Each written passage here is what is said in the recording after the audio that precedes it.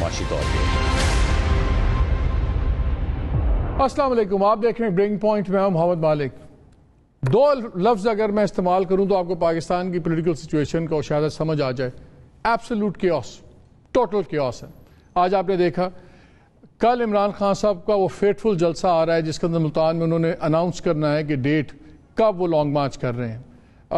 جو اطلاعات پہلے وہ انڈیکیٹ کر چکے ہیں وہ یہ ہے کہ 29 ڈیڈ لائن ہے، اس سے پہلے جلسہ آ جائے گا لانگ مارچ، اس کے بعد نہیں آئے گا۔ پھر ہم نے دیکھا پچھلے 2-3 دنوں میں جو 2 فیصلے آئے سپریم کورٹ کے، انہوں نے بھی ماحول بہت چینج کر دیا۔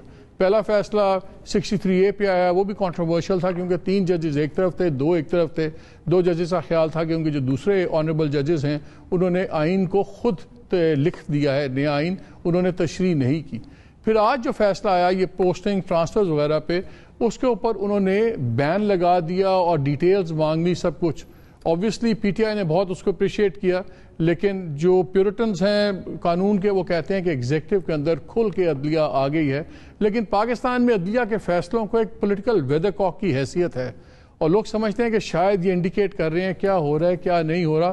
خاص طور پہ جب چیف جسٹس صاحب نے بھی کامنٹس دیتے ہوئے کامنٹ دیا کہ ہم سوشل میڈیا کو دیکھتے بھی ہیں، غور سے پڑھتے بھی ہیں، اور پھر روزانہ ہم آپس میں ڈسکس بھی کرتے ہیں، تو لوگوں نے کہا کیا کوئی پریشرز تو نہیں تھے؟ یہ سب کچھ چل رہا ہے، اور ساتھ ہی ہم نے دیکھا کہ بڑی امپورٹنٹ میٹنگز آج پرائم منسٹر ہاؤس میں کینسل کی گئیں، اور ان لوگوں کو بتایا بھی گیا کہ جی پرائم منسٹر نے آج خطاب کرنا ہے، اس کی تیاری ہے، تو اس کی وجہ سے امپورٹنٹ میٹنگز کینسل ہوئیں۔ پھر آج صبح 8 بجے بھی ایک میٹنگ ہوئی پرائم منسٹر ہاؤس میں، ایک بڑا ہرڈل ہوا، سینئر 3 لیڈرز اس میں آئے، اس کے بعد ایک میٹنگ پھر دوسرے پہر میں ہوئی، اور اس کے اندر 2-3 اسی باتوں پہ فیصلہ ہو رہا ہے کہ کیا سخت فیصلے کرنے ہیں یا نہیں کرنے۔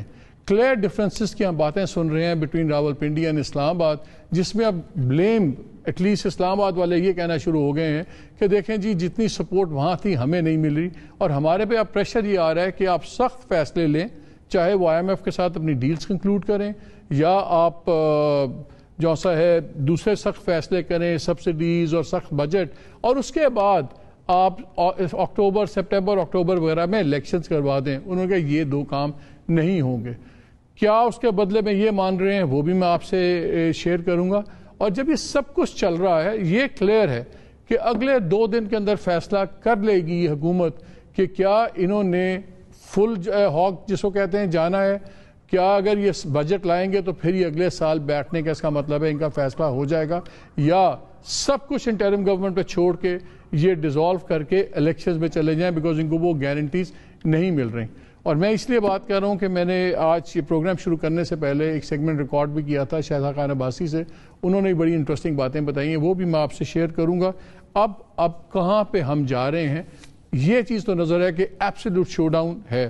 میرے ساتھ موجود ہیں نصرت جاوید صاحب، سینئر جرنلسٹ، بڑی مشکل سے میں ان کو گھر سے لے کے آیا ہوں، یہ ٹیلی ویژن سے آج کل بالکل کنارہ کش ہوئے ہوئے۔ Thank you so much Nusrat for joining اس۔ اور ہم پروگرام کے اندر ڈسکس کریں گے، بات کریں گے فواد چودھری صاحب سے بھی اور شاہد خاقان سے جن سے میں نے پہلے بات کی تھی، ان دونوں کا میں ان کے سیگمنٹ بھی سناؤں گا۔ لیکن پہلے میں چاہتا ہوں کہ بڑا انٹرسٹنگ ہے کہ اسد عمر نے ایک بڑا سخت ایک بیان داغا ہے، خود بھی جنرل کے بیٹے ہیں، کس کو انہوں نے ٹارگٹ کیا ہے اور کیوں کیا ہے اس وقت، پہلے ذرا ان کا بیانیہ سن لیں۔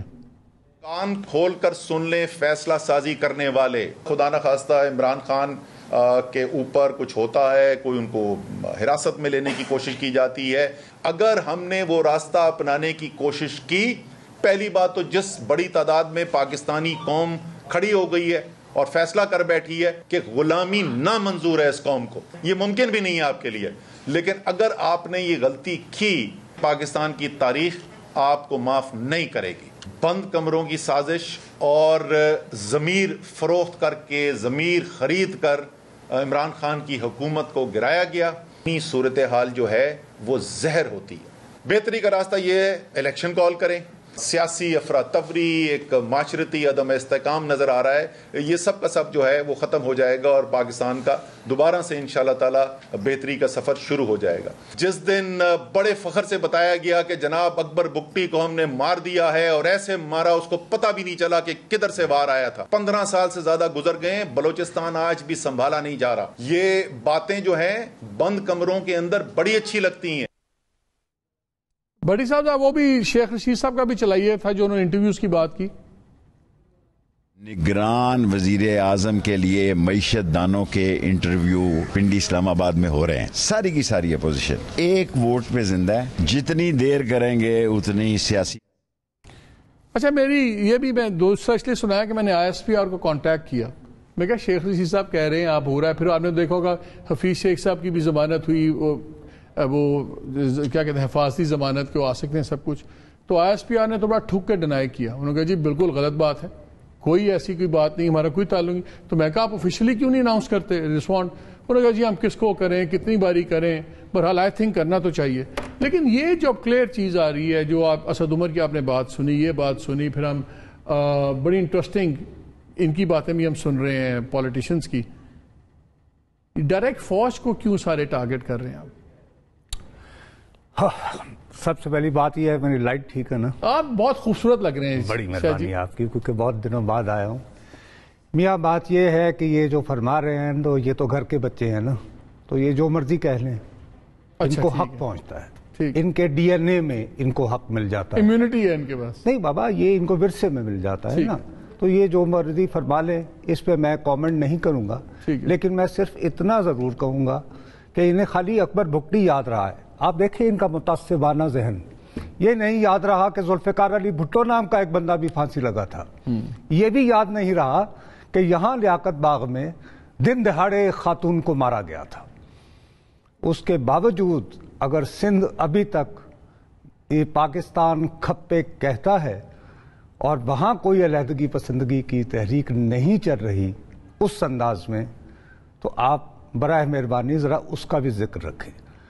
ویسے ذاتی طور پر میں چونکہ خود الحمدللہ by the grace of God میں پنجابی مسلمان ہوں, میرا نہیں خیال کہ پاک یہ جن کو سنا رہے ہیں وہ کبھی بھی پنجاب کے کسی فرزند کو, خاص طور پر وہ فٹ بھی ہو, ہینڈسم بھی ہو, جلندر کنیکشن بھی ہو, میاں والی بھی ہو, اس کو کوئی ہاتھ نہیں لگائے گا. وہ لاڈلا ہوتا ہے. اور یہ خالی انہی تک محدود نہیں ہے, میاں صاحب بھی 2 مرتبہ جلا وطن کیے گئے ہیں, ہاتھ انہیں بھی کسی نے نہیں لگایا, انہیں بھی نہیں لگایا جائے گا. ہاں علی وزیر کو مارا جا سکتا ہے, محسن داوڑ کو مارا جا سکتا ہے, باقی جن سے آپ نے وہ یعنی تردید لینے کی کہتے ہیں جی آپ کس کس کو جواب دیں.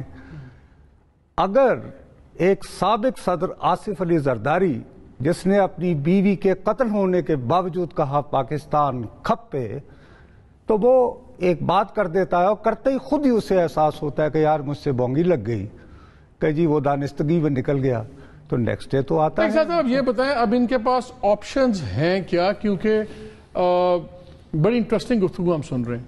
اب یہاں پہ یہ بحث چل گئی ہے کہ ایک ویو پوائنٹ تھا اس پارٹی کے اندر کہ جب آپ ووٹ آف کانفیڈنس آپ کا ہو جائے تو فوراً آپ آگے ڈیزالو کریں, الیکشن اناؤنس کریں, نکلیں, اور جو اس گورنمنٹ ان پاپولر تھی عمران خان کی اس کو بھگتنے دیں ایٹ دی الیکشنز.